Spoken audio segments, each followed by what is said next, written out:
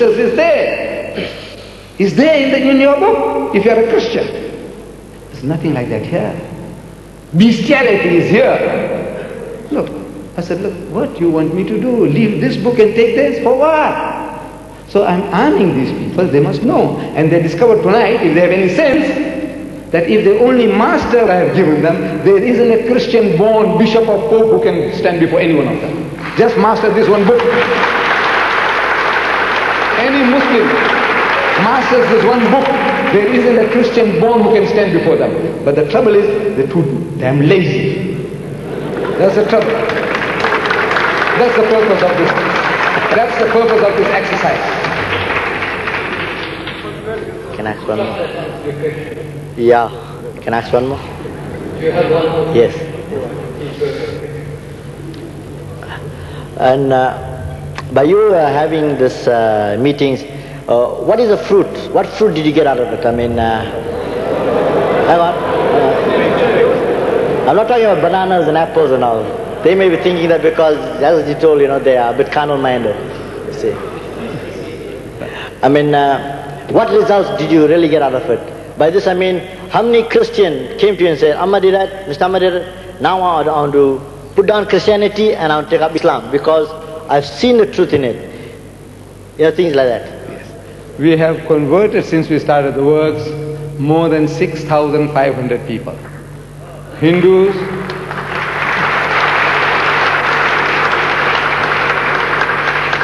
you haven't answered my question. Hindus, Christians and Jews. More than 6,500 my little office has done so far.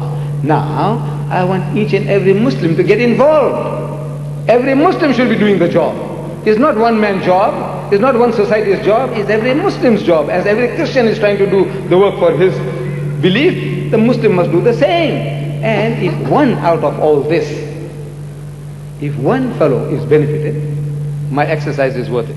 If I have saved one Muslim from falling into the mess, being tantalized for a Christian wife or some money or want to take revenge on his parents, he wants to become a Christian if he sees this, and it works. You see, there is a Jamal Khan, he's a Maulvi in Maryhill. Maulvi, Maulvi like our priest, Muslim priest. We have no priesthood, but take it. He's an Imam, Jamal Khan by name. He came to Verulam many years ago. I arranged a lecture for him. He was in my house at dinner. And while at the table, he tells me, he says, Mr. Deedat, you saved my life. So I'm scanning in my head. I said, I know, so-and-so, something, a fellow was drowning, I pulled him out, and somebody else was there, I says, I helped him too. But when did I save your life? So he says, around 1951-52, he said, your brother-in-law was in the Springfield Dormerton Hospital, TB hospital, and you used to come there every week. I said, yes. He said, you see, at that time I was also a patient in the TB hospital. I said, so?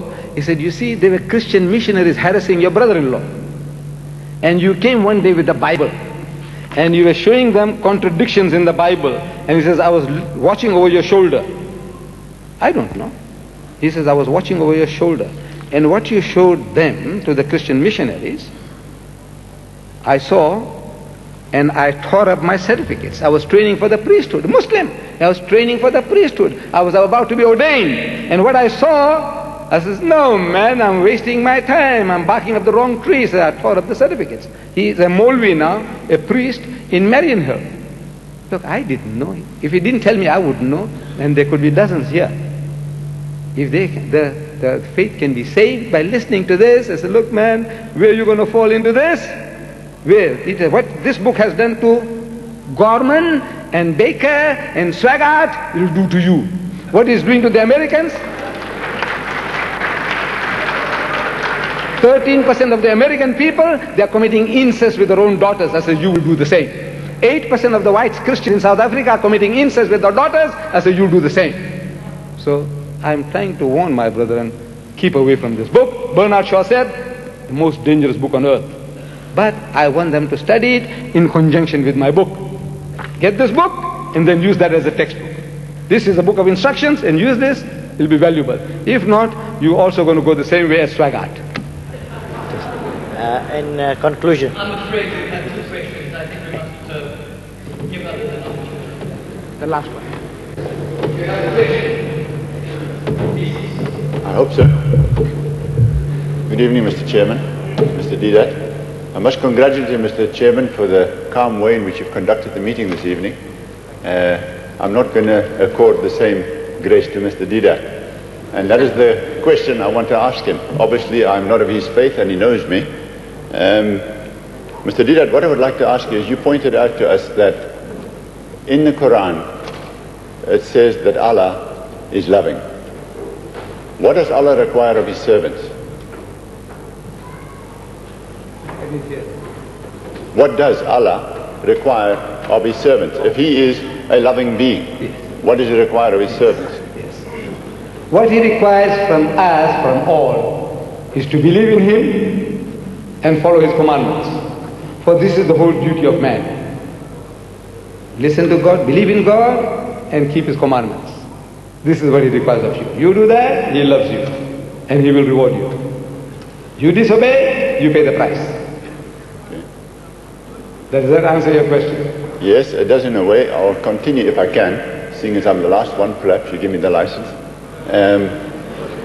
In the Quran as well, it says that Jesus Christ is a prophet.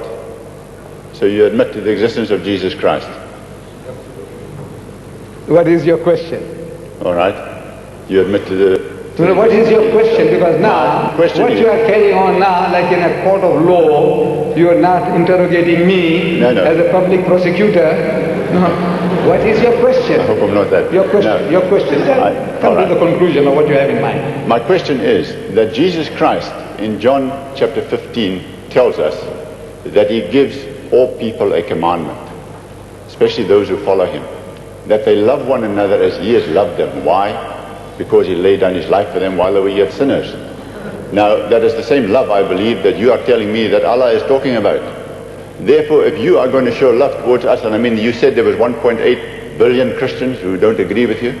If you were going to show that same love towards us, who are not of the same persuasion of you, why are you antagonistic? Why don't you show that characteristic of love towards these people, hoping to convince them of their error? Jesus Christ is described to be the most loving person on earth. He is supposed to be the Lamb of God, meek and humble. Well, listen to him. You generation of vipers, you brood of snakes, you hypocrites, you wicked and adulterous generation, you fools, you whited sepulchres, you tell me.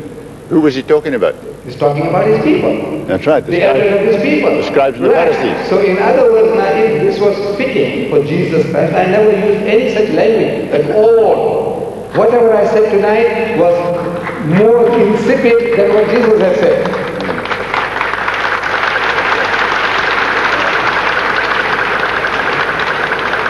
And despite the stupendous contrast between the language used by Jesus and me, you still say Jesus is the meek, humble Lamb of God. You still say that. He said, on his march on Jerusalem, if you remember, he said, for those my enemies who would not, that I should reign over them, bring them hither and slay them before me, cut their throats. Did he say that? Did he go and beat people in the temple? Did I do any such thing? Look, I'm only speaking, I'm trying to reason. And it's a natural thing that if the thing goes against the grain, it makes a noise. The tongue. It's going against the grain.